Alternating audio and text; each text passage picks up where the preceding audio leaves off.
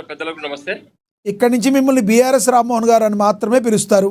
TRS BRS Rammohan గారు అని పిలవరు. మీ పార్టీలో ఎవరిని కూడా ఇక్కడి నుంచి అందరూ కూడా బీఆర్ఎస్ అని పిలవాల్సిందే. టీఆర్ఎస్ అనే మాటకి మీకు కాలం చెల్లిపోయింది. కవిత గారు దాని మొత్తానికి హోదా మొత్తం ఆవిడ దగ్గరికి వెళ్ళిపోయింది.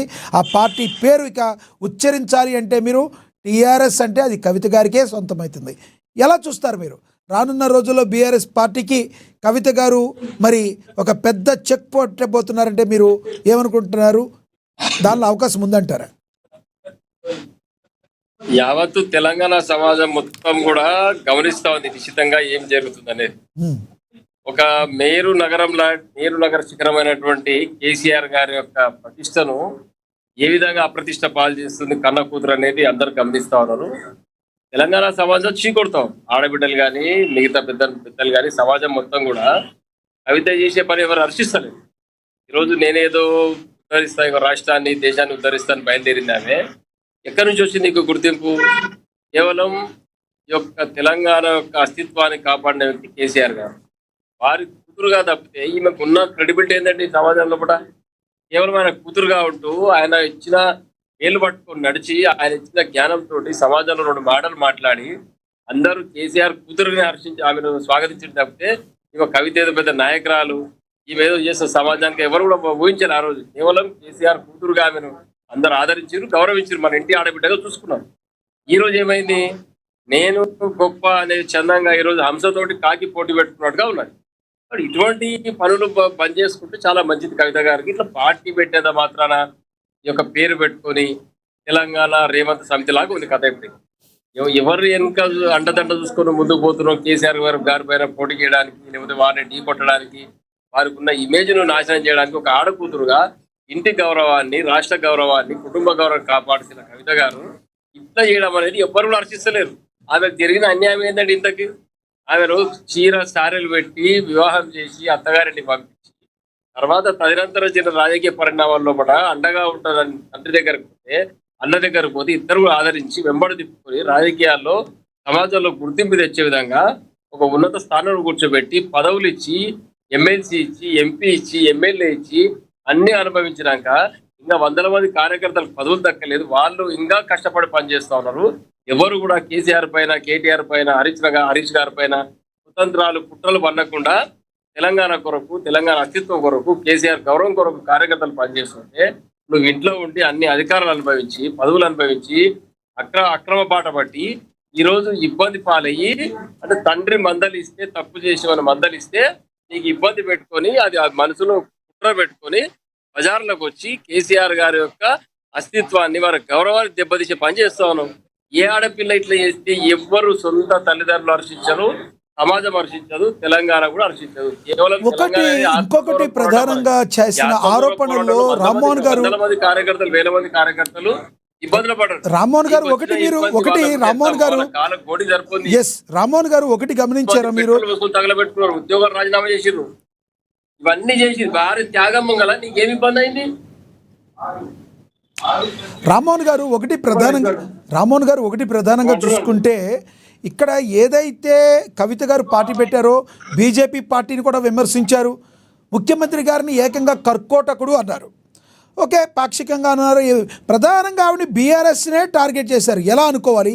ఇక ఎక్కువ ఒక మాట ముందుకు వేసి సొంత తండ్రి అనుకోవాలా? పార్టీ వ్యవస్థాపకుడు ఆయన పాత కేసీఆర్ కాదు, మరమనిషి అయిపోయారు అన్నారు. ఇంతకీ ఎవరు మరమనిషి, ఎవరు ఆడిస్తున్నారు ఆ మనిషిని అని ఎవరిని ఉద్దేశించి అన్నారు అనుకోవాలి? కేసీఆర్ గారు మరమనిషి కాదు, ఎవరో చెప్తే వినే మనిషి కాదు కేసీఆర్ గారు. కేసీఆర్ గారికి సుదీర్ఘమైన రాజకీయ లక్ష్యంతో ఎవరు సాధించని ఒక విషయాన్ని భుజాన వేసుకుని చాలా మంది తెలంగాణ కొరకు పోరాటం చేసి ఎవరు కూడా చివరి వరకు పోరాటం చేయక విజయం సాధించలేదు. అటువంటి ఉద్యమాన్ని భుజాన వేసుకొని సబ్బండ వర్గాలను ఏకం చేసి కార్మికులు, కర్షకులు అందరూ కూడా left wing, right wing, liberal wing అందరినీ కూడా ఐక్యం చేసి తెలంగాణను సాధించి 10 సంవత్సరాలు అప్రతిహతంగా పరిపాలన చేసి బడుగు బలైన వర్గాలకు సంక్షేమ పథకాలు అందించి తెలంగాణ అద్భుతంగా తీర్చిదిద్దిన వ్యక్తి కేసీఆర్ గారు. అందులో అత్యధికంగా లబ్ధి పొందిన వ్యక్తి కవిత గారు. ఇలా 100 మంది కార్యకర్తలు శ్రమ కోర్చి కష్టం చేసి పనిచేస్తే కూడా ఈరోజు రిజర్వేషన్ల పరంగా కావచ్చు, సీనియారిటీ పరంగా కావచ్చు, ఇంకా చాలా మందికి అవకాశాలు రాలేదు. వాళ్ళందరూ ఇంకా ఎదురు చూస్తూ ఉన్నారు. మళ్ళీ కేసీఆర్ గారి నాయకత్వంలో తెలంగాణ రాష్ట్రంలో ఇప్పుడు అధికారం తీసుకురావాలి టీఆర్ఎస్ పార్టీని అధికారం తీసుకొచ్చి మళ్ళీ మనమందరం కూడా పదవుల్లో ఉండాలని చెప్పి కార్యకర్తలు కష్టపడి పనిచేస్తుంటే సొంత ఇంట్లో ఉండి పదవులు అనుభవించి డబ్బులు సంపాదించుకొని అక్రమ బాట పట్టి తండ్రి పేరు ఖరాబ్ చేసి అన్న పేరు ఖరాబ్ చేసి తెలంగాణ అస్తిత్వాన్ని దెబ్బతీసి సిగ్గుచరం లేకుండా మళ్ళీ ఈరోజు నేను పార్టీ పెడతా తెలంగాణ ఉద్యమకారులు నేనేందో చేస్తా బడుగుపాలు అయిన వర్గాలకు కానీ కళ్ళబోలి మాటలు చెప్తే నీ యొక్క మొత్తం డ్రామా అంతా ప్రజలందరూ గమనిస్తున్నారు. ఒకటి ఈ రాత్రి ఎవరైనా నిద్రపోతారేమో కానీ బీఆర్ఎస్ కార్యకర్తలు కానీ బీఆర్ఎస్ నేతలు కానీ నిద్రపోయే అవకాశం ఉందంటారా? జగిత్యాల జరిగే మీటింగ్ ఈ రోజు బీఆర్ఎస్ కార్యకర్తలు కానీ బీఆర్ఎస్ నేతలు కానీ ప్రధానంగా కేసీఆర్ గారు కావచ్చు కేటీఆర్ గారు కావచ్చు వీళ్ళకి నిద్ర పరుతుందా అంటారా? ఎందుకంటే అక్కడ పెట్టిన పార్టీ పేరు టీఆర్ఎస్ తెలంగాణ రాష్ట్ర సేన. తెలంగాణ రాష్ట్ర సేన కాదు, తెలంగాణ రేవంత్ సేన. ముఖ్యమంత్రి రేవంత్ రెడ్డి గారు ఎన్కౌంటి ప్రోత్బలంతో ఆ పేరు పెట్టించి ఈ కుట్ర రాజకీయాలు బంద్ చేయాలంటే ఒకటే గుర్తుపెట్టుకోవాలి, మనం రాజకీయాల్లో ఢీ కొట్టాలంటే ధైర్యంగా ముందుకు వచ్చి సిద్ధాంతపరమైనటువంటి విభేదాలు ఉంటే దానిపైన మాట్లాడాలి. రాజకీయంగా ఇంకెవరో మాట్లాడాలి, కుట్రలు కుతంత్రాలు చేసి నీ పేరు నేను డూప్లికేట్ చేసి ఏమంటారంటే దీన్ని ఇప్పుడు బిస్లరీ వాటర్ కు ఒక స్పెల్లింగ్ మార్చి పారాచ్యూట్ ట్యాంక్ ఇంకో స్పెల్లింగ్ మార్చి డూప్లికేట్ వస్తువులు తయారు చేసి మార్కెట్ లేదా అమ్ముతున్నారో ఇది కూడా అంతే. టీఆర్ఎస్ పార్టీ తెలంగాణ రాష్ట్ర సేనాన్ని పెట్టుకుని ఎవరిని నష్టపరచడానికి ఎవరిని అస్తిత్వాన్ని దెబ్బతీయడానికి కుట్ర అంతా అంటే నీకు రాజకీయం పెట్టుకుంటే ఈ పేరు పెట్టుకుంటే తప్పితే నీకు దిక్కులేదు. ఎందుకు సాధన అవుతలేదు ఇంకో పేరు పెట్టుకోవడానికి? మరి నీకు ఇదే సాధన అవుతాయి, నువ్వు చెప్పింది కరెక్ట్. మీరు చాలా పెద్ద స్టేట్మెంట్ ఇచ్చారు సార్. ఒక పక్కన తెలంగాణ రాష్ట్ర సేన అని ఆవిడ చెప్తుంటే మీరు తెలంగాణ రేవంత్ సేన అని మీరు చాలా పెద్ద స్టేట్మెంట్ ఇచ్చారు. మీరు చెప్పినట్టుగా నిజంగా రేవంత్ అయితే కాదండి. కవిత గారిని ఎవరు ప్రోద్బలం చేసి ముందుకు పంపినరు? ఈ డబ్బులను ఎక్కడి నుంచి వచ్చినాయి? ఎవరు ప్రోద్బలం? ఎవరు అప్పీల్ చేస్తలేరు? కవిత చేసిన అన్యాయం లేవా? తప్పు చేసింది కదా, తప్పు చేసినందుకే కుటుంబంలో పొరపచ్చాలు వచ్చి బయటకు పంపిరు కదా. తండ్రి మొదట కూతురు ప్రేమతో గమనించుడు ఏం జరిగిందని విషయం తెలుసుకున్న తర్వాత మౌనం వహించుడు. అదే ఈమెకి ఇబ్బంది అయింది, నా తండ్రి పట్టించుకుంటే కేసీఆర్ గారు అన్యాయాలకు మద్దతు పలకరు, అక్రమాలకు మద్దతు పలకరు కాబట్టి ఈ రోజు పగ తీర్చుకోవడానికి అంత పెద్ద మనిషిని కోట్లాది మంది ప్రజల మనసు మన్నలను చూరగొన్న వ్యక్తిని కేసీఆర్ గారి అవాస్ పాలు చేయడానికి అంగరం కట్టుకుని ఒక ఆడకూతురు కుటుంబాన్ని నాశనం చేస్తుంది. ఆడకూతురు అంటే కుటుంబ గౌరవం నిలబెట్టాలి, తండ్రి గౌరవం నిలబెట్టాలి. ఎక్కడ చేస్తుంది? తెలంగాణ ఆడపడుచులు అందరికీ కలతలాగా ఇలా చేసే కుటుంబాలు ఉంటాయి, విచ్ఛిన్నం అయిపోతాయి. మీరు ఒకటి గమనించారా? మీరన్నదే నిజమైతే మీరన్నదే నిజమైతే రేవంత్ గారు గురువు ఎవరో అందరికీ తెలుసు. చంద్రబాబు గారు గురువు అని అందరికీ తెలుసు. రేవంత్ ఆయన గారు చాలాసార్లు చెప్పారు. ఇప్పటి వరకు చంద్రబాబు గారిని ఒక్క మాట కూడా ఆయన మాట్లాడలేదు. కానీ రేవంత్ మీరు చెప్పినది నిజమైతే మరి కవిత గారు ఈ రోజున కంప్లీట్గా రివర్స్ ఉంది కదా మరి.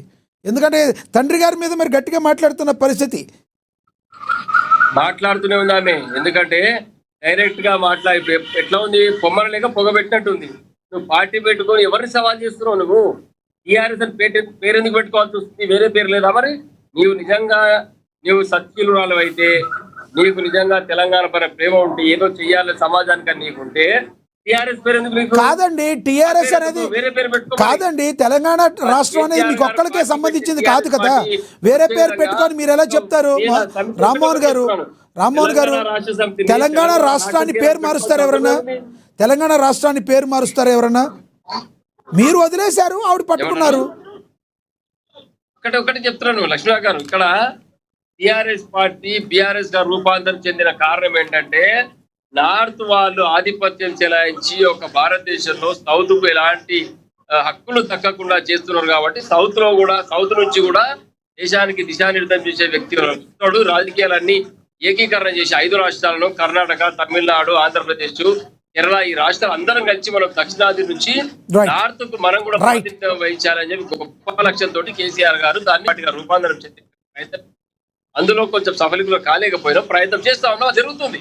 ఒకటే రోజు అనుకునే జరగవు. ఇక్కడే గుర్తుపెట్టుకోండి మీరు. ఇక్కడ నుంచి ప్రధానమంత్రి అయిన పివి నరసింహరావు గారికి నార్త్ కు సంబంధించిన వ్యక్తులందరూ కలిసి ఎంత మర్యాద చేసిరో వారి యొక్క అంత్య సంస్కార విషయంలో మనం అందరం చూస్తూ ఉన్నాం. ఇన్ని విషయాలు జరుగుతుంటే కూడా ఒక సౌత్ నుంచి ఒక గొప్ప రాజకీయ శక్తిగా ఎదిగి కేంద్రంలో పోవడానికి ప్రయత్నం చేసిన కేసీఆర్ గారు ఎలాంటి పొరపాటు చేసినట్టు పొరపాటు కాదు కదా, అది ప్రయత్నం జరిగింది. ఆ ప్రయత్నంలో సఫలీకృతం కాలేకపోయినాం. మళ్ళీ ప్రయత్నం చేస్తాం. తెలంగాణ మొట్టమొదటి టీఆర్ఎస్ పార్టీ సాధించి తెలంగాణ కొరకు పోరాటం చేస్తుంటే అందరు నవ్వారు. తెలంగాణ సాధించడమా లేదా? ఇది కూడా జాతీయ పార్టీగా రూపాంతరం చెంది అన్ని ఒడిదుడుకులు ఉంటాయి, ఎన్నో సమస్యలు ఉంటాయి, అన్ని అధిగమించుకొని ముందుకు పోవడానికి ప్రయత్నం చేస్తున్నాం. ఎస్ రామ్మోహన్ గారు అందుబాటులో ఉండండి. తప్పులేదు. ఎస్ రామ్మోహన్ గారు